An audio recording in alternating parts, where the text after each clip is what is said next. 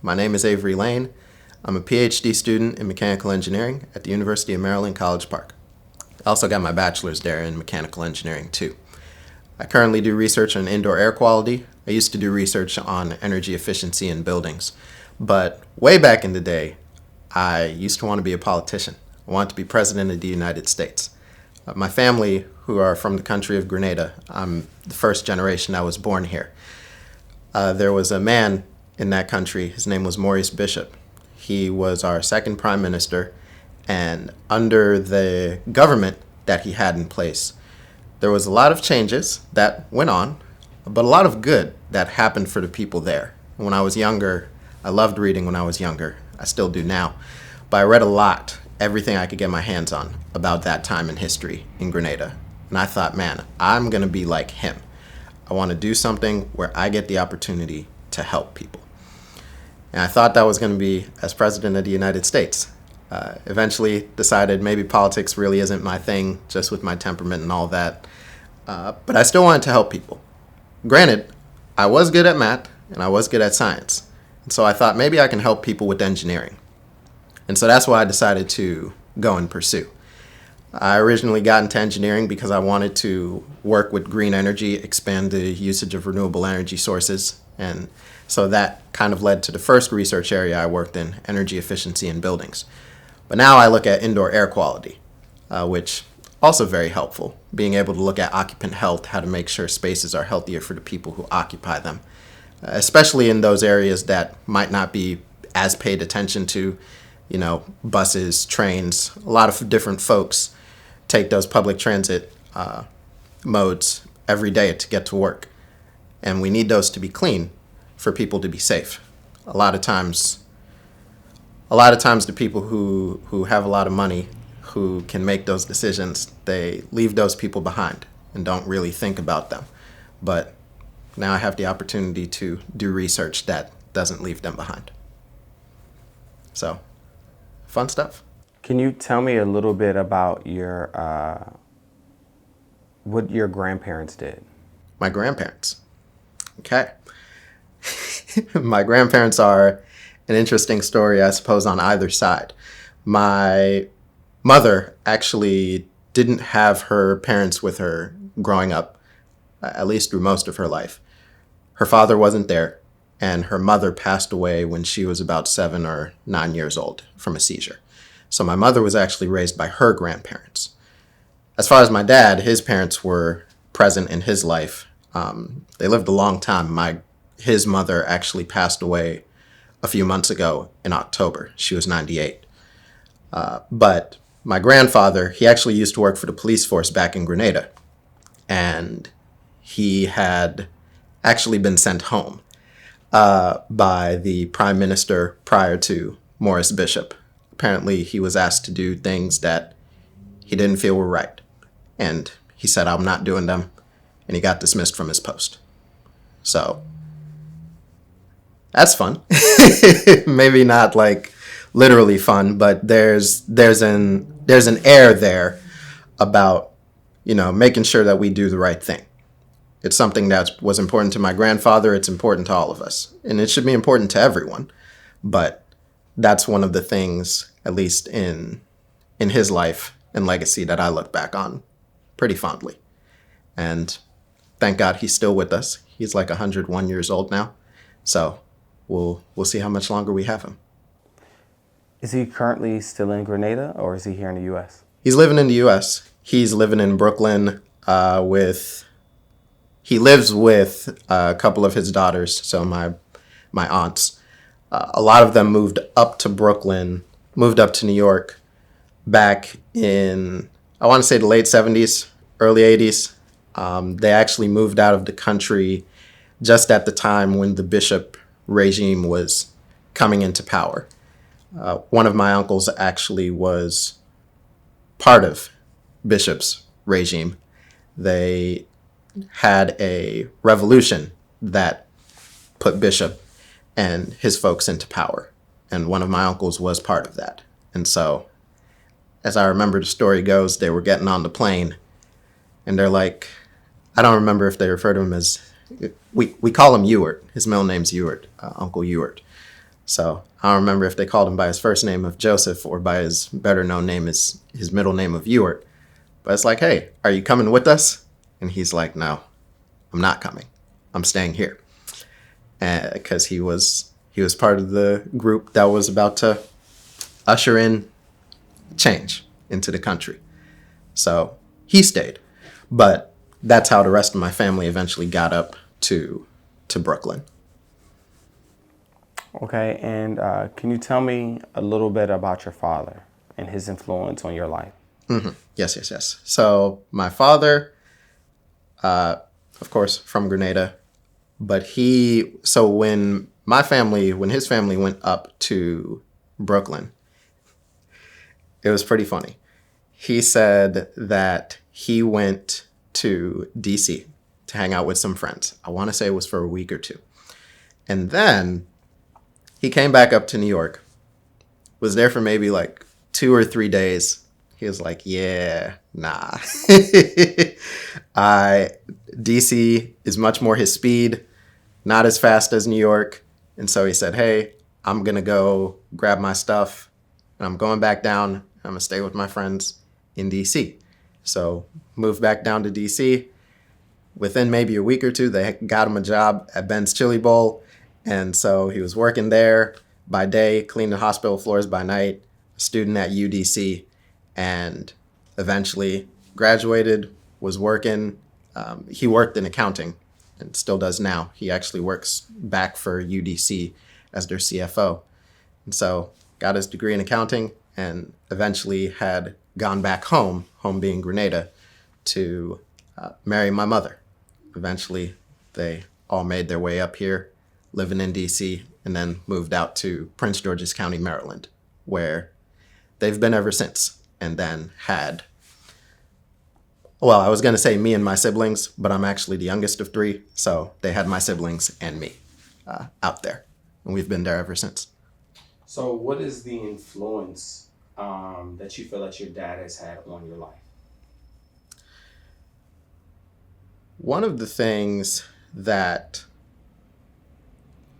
I always appreciated about my dad, he is not, I don't know that my dad is the most vocal leader, but whenever I think about the way that he carries himself, the way that he goes about his work, the way that he goes about making sure that he does what he needs to do to support his family, I've always just kind of looked at that and seen his quiet confidence and his quiet leadership within that and said, yeah, I want to be like him.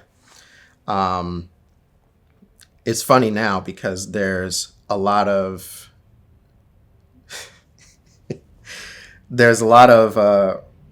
male role models I have come across in later years who are not much like my dad. A lot more bravado, a lot more pushing in your face type of leadership styles and development styles. And, for some people, those things have their place, but that's not really what I aspire to or much what I even like in leaders. If anyone who watches this or comes across this as a football person, think about Tony Dungy. He doesn't cuss, doesn't yell, doesn't raise his voice. He knows what he's talking about. He makes his point, and people follow him from there. That's who my dad is. He's quiet. He knows what he's doing. He makes his point. He lives with integrity. And those are the things that I want to follow. And so I hope so far I followed well in that example. But that's what I've got. So tell me about your mother. My mother is wonderful. My mother is wonderful. I remember I've probably told maybe a couple people about this. There was a point in my life where I considered that the highest aspiration I could reach to, beyond anything career-wise or anything like that, the highest aspiration I could reach to was being a husband and a father. And I know that for, a lot of folks would be like, oh, you want to be a husband and a father because you're looking at your dad be a husband and a father, right? Yes, my dad was a good husband and a good father. Is a good husband and good father. But a lot of that influence came from my mother. She stayed at home and raised us. She used to work, but once she had me, she decided to stay home. So, being the person who stayed home, raised us, she used to preach back in her home country and eventually stopped. But what she said is she had the opportunity to become a pastor. And even though she didn't take it, she never stopped preaching. So I guess God knew what he was doing. And so instilled this love and knowledge of God and knowledge and thirst for the word within us. And when I look at how she engages with the wider community, the way that she'll engage with my friends when they're around, the way that she engages with her in-laws, and how everybody clearly just wants to see her and everything like that. It's like, wow, if you are if you take what you do seriously as a parent and a spouse in creating an environment where your children can be raised up well, in creating an environment of peace for your spouse that then extends to your in-laws, where you create this home that is loving not just for the people who are there, but for even the people who visit, that can have a large positive effect on a lot of people.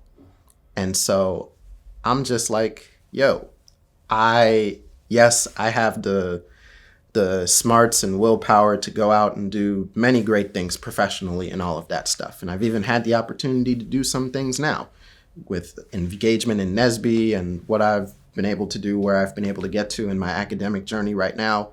But those pieces about the environment you create for people and how you make them feel and how you help them come along to be their best selves, that is paramount to me. And that comes from years of just observing my mother. So, yeah. So earlier you told me about the engineering, Yes. right? So how and why did you end up pursuing that? So, as mentioned before, thought I wanted to do politics. Not the move. Not the move. And so then it's like, hey, well, I'm good at math. I'm good with science. Surely there is a way to help people with that. And then there was a project. So like I said, I'm from PG County, Maryland, Prince George's County. Based on where I live, I was actually zoned to go to Largo High School. But Largo wasn't that great of a school. And so my mom, as she looked at, where we might go to school, there was this program called the Science and Tech program.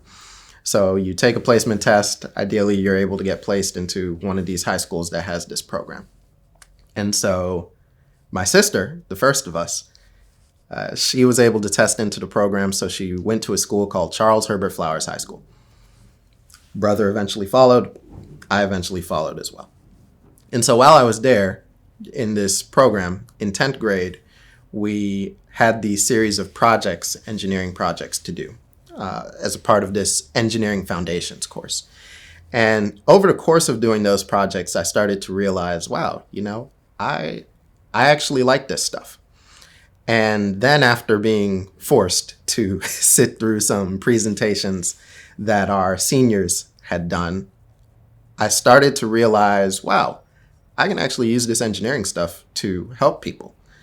Someone did this project on like methane production from cows through, well, we don't have to talk about what it was through, but all you need to know is methane production from cows. Google it. You'll see why it's funny. But they were talking about how to capture that and how to use that as a fuel source. And I was like, oh, so we can use engineering to be really creative about how we expand energy usage and what we can use as energy so that we don't have to be reliant on all these other things that we're currently reliant on. I said, if I can be part of that, then that's what I want to do. And so then eventually I decided, okay, let's get into engineering to see if we can do that type of work. And from there, it was just a matter of figuring out what school is going to take me so that I can go study this engineering work. And eventually landed on the University of Maryland. And you're currently studying for your PhD. Yep, currently working on my PhD. And what do you feel through your engineering that you will be able to help people? How? How through engineering? So that's on a couple of different dimensions. So the first is from a technical aspect. So let's actually start from here. So the reason I'm even doing my PhD is because I want to go and become a professor.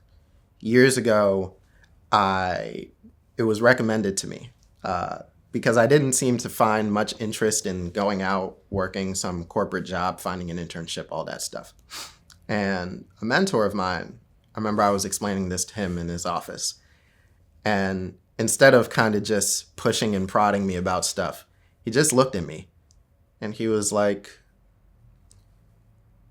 "Do you consider yourself to be very curious?" I said, "Yes, I would consider myself to be curious."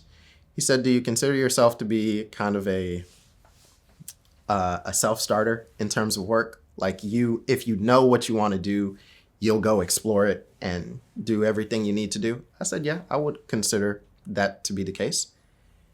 He said, "You should probably look into going to grad school because when you get to work on research, self-paced, self-starting, you look into the topics that you are most interested in, that might be more of your speed. And so I would counsel you, I was in a research program at the time for the university, a 4-year research program through the Honors College. But he said, find a professor to specifically work under and see what that yields." And so I said, okay, I'll look into it. I eventually did. I started actually working with my current advisor, who I work with now, Dr. Yelena Sraybrich, all those years ago. It's probably about 8 years ago at this point when I started working with her as an undergraduate student. And from there, I said, okay, so I like this research thing, but I also like teaching. I love teaching, love mentoring people.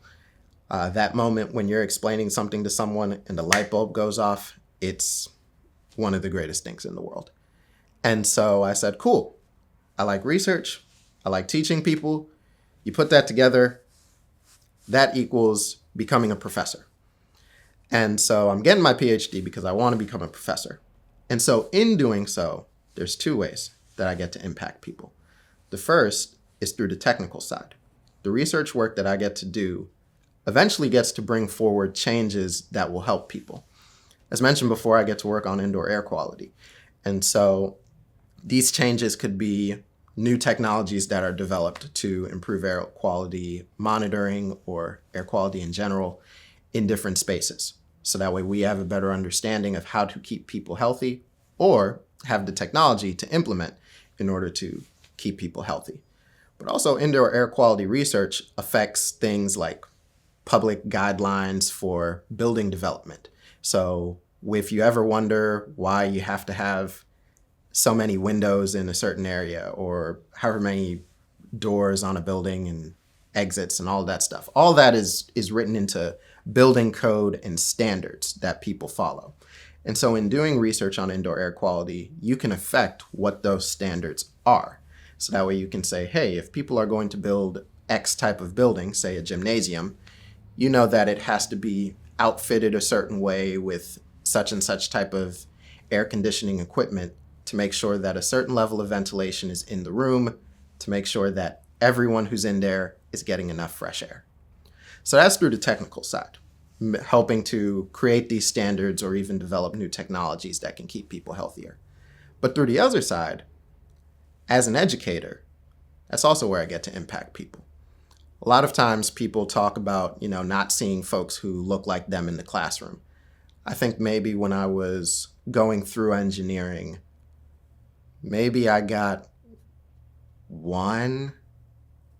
maybe one black professor. I think one black professor. And it might have actually been the dean of the engineering school. He was the dean at the time, but now he's the university president. But he taught an intro-level course to the engineering students. So he was the only one I had. Now, for me, and probably for a few other people, you'd like to see people who look like you. But, if you don't, you'll figure it out. You'll make it. A lot of us have to. But ideally, you don't want people to have to keep doing that, right? Black people can do anything. As much as we go off and see all these people who go and be athletes and musicians and everything like that, we can be dentists too. We can be engineers too. We can be professors too. We can be whatever. And so it would be nice for students who look like me to see someone who looks like them teaching their thermodynamics course. That's important too. It's important to have people, because even then, that also leans into some things about my own story that can help folks, right? A lot of folks don't have the easiest time in their engineering courses, and I didn't either. And so it would be important to have someone who knows the struggle, who has been through the struggle and still made it all the way out through the other end, and wants to come back and teach people and help them through it, to believe in them, to show them that they can make it through their engineering journeys. That is what people need. And so whether it's through the technical aspect of research work where I can impact people, I'd say more broadly, or where I can impact people more personally through the education and mentorship side that would be opened up by being able to serve as a professor. That's ideally how I want to impact people. That's good. And what is something that you would leave to others, to your parents, to anyone? What is some words of affirmation that you would leave for them if today was your last day? Words of affirmation I would leave if today was my last day.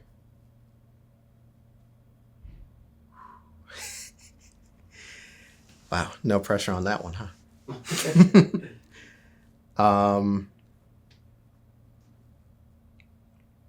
There's so much stuff swirling around in my head. So I'm going to go with, when I can't think of anything, I default to Bible verses. And so I'm actually going to go with my favorite Bible verse. It's 1 Samuel chapter 16, verse 7. So the context is that Samuel, prophet, has now seen that Saul, the current king of Israel, he's just not cutting it. And so he's very upset. And God speaks to Samuel and he says, "How long are you going to mourn over Saul? We have to go. You're going to go anoint the new king." So he sends him down to Bethlehem to meet Jesse. And he says, "Hey, one of Jesse's sons is the new king. And I'm going to tell you when you see him." So he goes down, meets Jesse. He says, "Hey, how many sons do you have? Let me, meet your sons." And he sends in the oldest son. Tall, big, strong, handsome guy. Samuel's like, this must be the one. But God says, no, he's not. And that's where the verse comes in. 1 Samuel 16:7. "But the Lord said to Samuel, do not consider his height nor his appearance, for I have rejected him. The Lord does not look at the things that man looks at. Man looks at the outward appearance, but the Lord looks at the heart." No matter what the outside might look like, whether we're talking race, whether we're talking nationality, whether we're talking gender, or any other parts of the outside. Your literal height or appearance, as the verses have talked about. Maybe it's your academic record. Maybe it's mistakes you've made in the past. Whatever it is, the Lord looks at the heart, and He is the one who is in control of everything. If your heart is in the right place and you are willing to be led by God, things will work out. I don't know what that means specifically for you in your situation, but it will work out. And that is the faith that I have. That is the faith that I know my parents have and their parents before them. That is the faith that all of us should have. God is in control of everything. And as long as we put our hearts in the right place to follow His lead, everything's going to be fine. How were you introduced to therapy? Oh, man. Okay. So, my research advisor. Back when I was an undergraduate student, I started to have like an academic crash. And it was pretty rough one semester. And I was taking a class that was taught by my advisor. And so after it, we had a conversation. And then she said, you might need to look into getting some help for something. Whatever that means to you, I don't know. But maybe look into it. The second semester came that I was taking a class under her. Also had a little bit of a crash that semester. And so over the summer, she said, yeah, I'm not forcing you to do anything, but I am strongly encouraging that you go see someone. So I went and saw someone in the counseling center. I used up my free 8 weeks sessions, and it was unbelievably helpful. That was back in 2018. So then maybe a few months ago, around July, August timeframe, I was in a pretty big rut, I would say. And I knew I needed to go eventually talk to somebody. And because just a whole lot of things were swirling around. I was not progressing through my program, my PhD program, as I had been hoping I would. NSBE, this organization I'm a part of that I used to lead, the National Society of Black Engineers. I used to be chairperson, and I ran for re-election, and I lost. I lost pretty bad.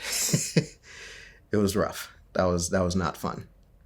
And some other things were just swirling around in life, and not the greatest thing. So I knew I needed to go see someone, and eventually I did.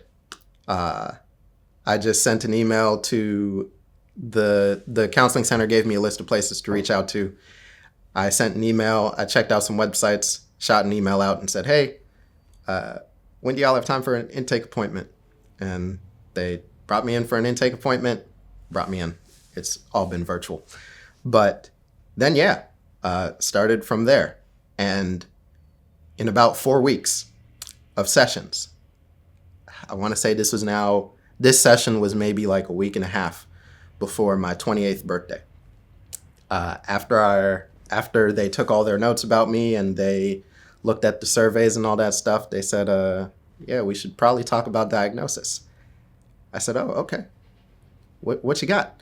They said, anxiety and depression. And I said, oh, okay, cool. Not that it was like cool, but as a person who's been pretty aware of who I am and how I've been for my whole life, I knew something was up. And it's funny because even when I talk to people about this, like, a lot of people were able pretty easily to peg the anxiety piece, but maybe not the depression piece, which is the really tough part to figure out, which is so interesting because there was a session we had. Oh, man, there's so much stuff. But there was a session we had because there was there was a day we talked about, this unremitting, I don't know if that's the right word, but this very fierce drive for success and ambition and all of that stuff that a lot of times can get out of control. And so when my emotions start to plummet, when my mood starts to plummet, this drive doesn't let up. It's just like, yeah, you might be upset. You might clearly need to rest, but we just have to push. And that's the end of that. And eventually we got it to stop doing that, right? It doesn't do that as much anymore. But what still seems to be an issue, at least by the time of that session, was, yeah, this drive is no longer like super angry and destructive, but I still can't move myself to do anything. And my therapist asked me, he said, why? Why do you feel that way? And I remember looking down and I just thought, because there's something within me that is saying you can't stop it. And he said, what is it? And I said, the only thing I can call it is the sadness. You can't stop the sadness. You don't know when it's going to come on. You don't know when it's going to ruin everything.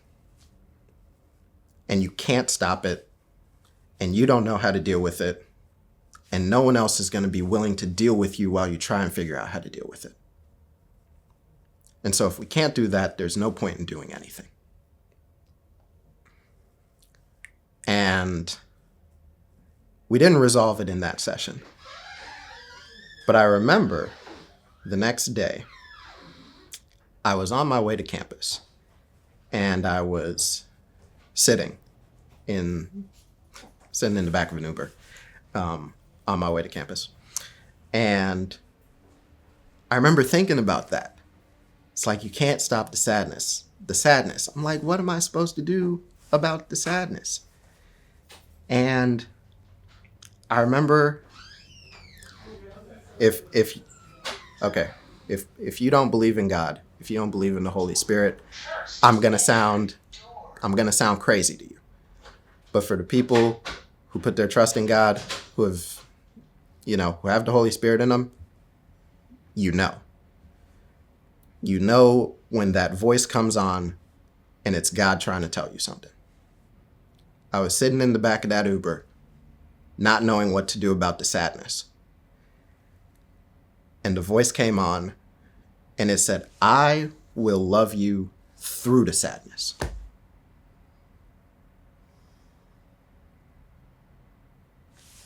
And everything changed. If God's willing to love me through the sadness, I can give loving myself through the sadness a shot. And maybe, I'm sure other people are willing to as well. But whether they are, whether they're not, at least God loves me. And it means everything. It means everything. I don't know if there's people out there, I've read about this before, but sometimes there are people out there who feel like, you shouldn't, be going to therapy or something like that. Sometimes you just gotta pray harder about things. Prayer helps. I'm never going to dispute the power of prayer. But people are also here to help one another. And people are sometimes the answers to your prayers. I didn't know what I was getting into when I went to therapy. I certainly didn't expect to get to where I am now, feeling where I am now, and all of these things. But it's given me the opportunity to get to know myself a lot better, but most importantly, start to now see myself more clearly in the way that God sees me. That is what anyone should want. It's what everyone should want. And again, I get it. For folks who are not believers, they'll go the way they go. For folks who are believers, they'll go the way they go. But I can only speak from my own experience. I can only speak from my own experience. You dig up things that you didn't even know needed to be dug up. And that's okay. Because God knows what to do with everything you might dig up. He knew what to do with my sadness. He knows what to do when I get super anxious or nervous about anything. He knows what to do in all those situations. And now it's just a matter of being more aware when those things are happening so that I can, as my mom says, let go with both hands and trust God to do what he does. So while there's a lot of, there's a good intersection of communities that you end up finding. I found a nice community of engineers that I worked with in my honors research program. The folks that I work with in my lab that I've worked with in the past and currently work with now are phenomenal. But especially the folks in NSBE. So NSBE, National Society of Black Engineers, is an organization that has just turned 50 years old. Huzzah! Our official 50th birthday is coming up in April. But our mission is to increase the number of culturally responsible Black engineers who excel academically, succeed professionally, and positively impact the community. I remember that I didn't know what this organization was maybe more than 10 years ago. I had never heard of it. And a high school teacher of mine, he's actually a long-term substitute. He had asked, he said, "Do you know what NSBE is?" I said no. He asked a few other people if they knew what NSBE was. We all said no. He said, "Yeah, we're going to change that." And so maybe within a week and a half, he had a field trip organized with the NSBE chapter at Howard to take us down to their engineering school, give us a tour for the day and all that stuff. And so I committed to say, all right, once I get to college, once I get to the University of Maryland, I am going to join the NSBE chapter there because I at least know that that is a community of folks who will be sure to take care of me. The funny part about that is, so the person who was president of the chapter in my freshman year, she was actually an assistant with a pre-college program that I was in. So I was getting tutored in SAT stuff, going up to the University of Maryland's campus every few Saturdays, and she was the student who helped with that. That was the person who was president of the chapter my first year. When I went to an event called it wasn't the First Look Fair, it was FreshCon. It was an opportunity for Black freshmen to, get acclimated to the university, and we got to meet a lot of the student chapters and organizations on campus. The first table I went over to was our NSBE chapter.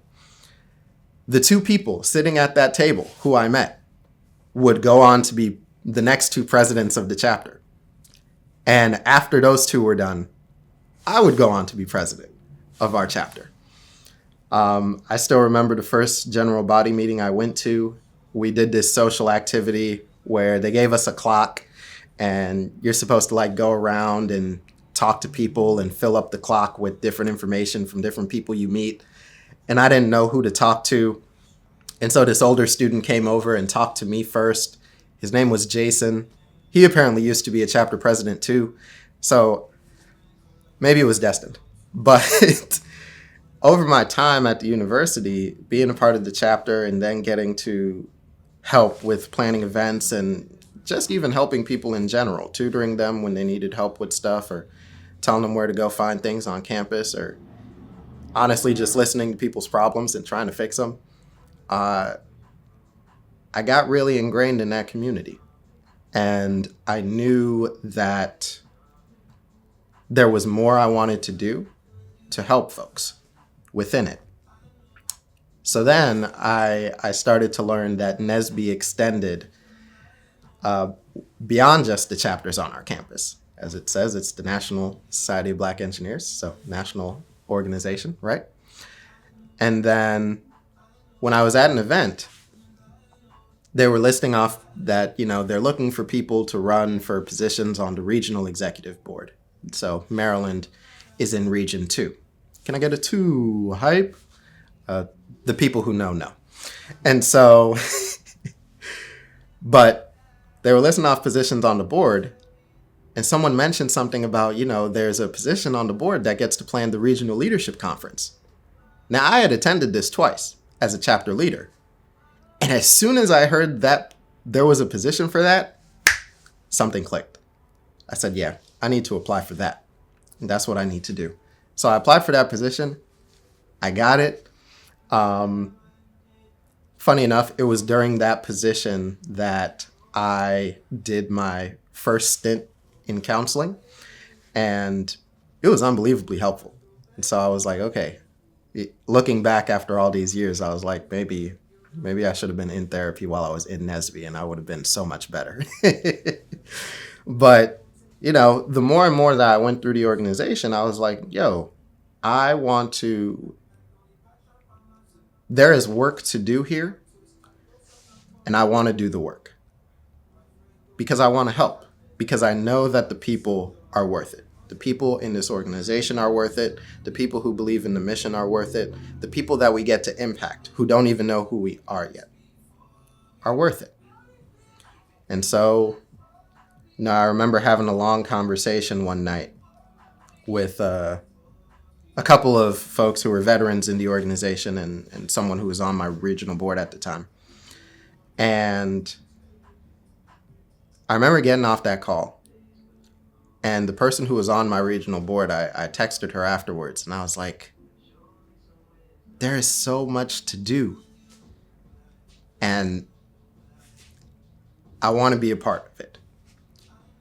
And I don't know how this is all going to, what the details of this are going to end up being. But I know that this is going to end with me being national chair one day. That was in 2019. And I got elected to be national chair in March of 2023. And I still remember all the time in this organization, the times where I got to spend moments listening to people, listening to what they need and trying to help them. The times where they listened to what I need and they tried to help me. Sometimes just offering a shoulder to cry on when other parts of life were falling apart. The things not related to NSBE, the things not related to engineering. It all mattered. It all mattered. That's what I got out of this organization. It's probably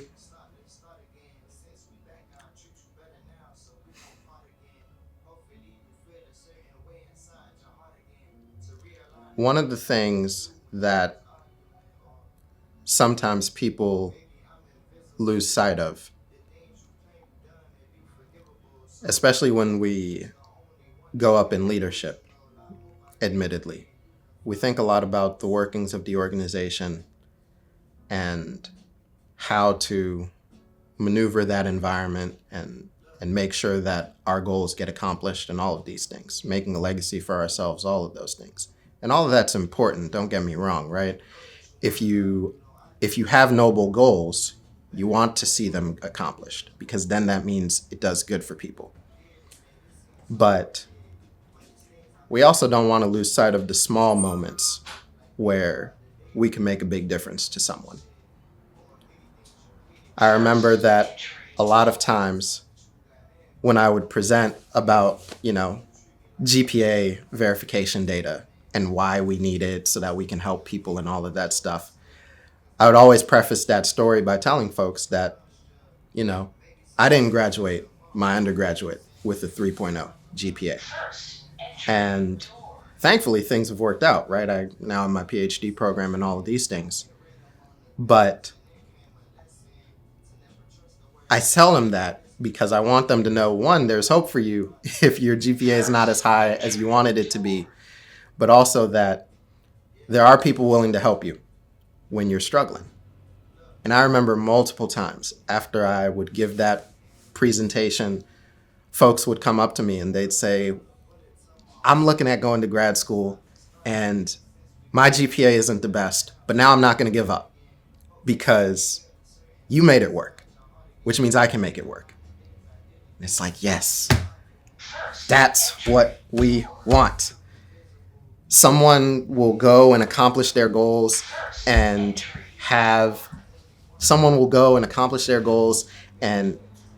have all these things happen to make them successful. But the most important thing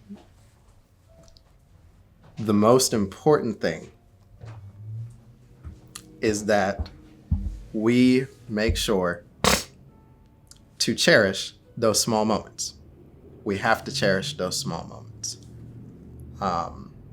And so, honestly, to the future folks who watch this, whatever it is you do, you could be national chair of NSBE, you could be president of the United States, you could be anything. Extend yourself for one person. Extend yourself to that one person, because it's gonna mean the world to them. And if you want to change the world, you start by changing someone's world. People have done that for me.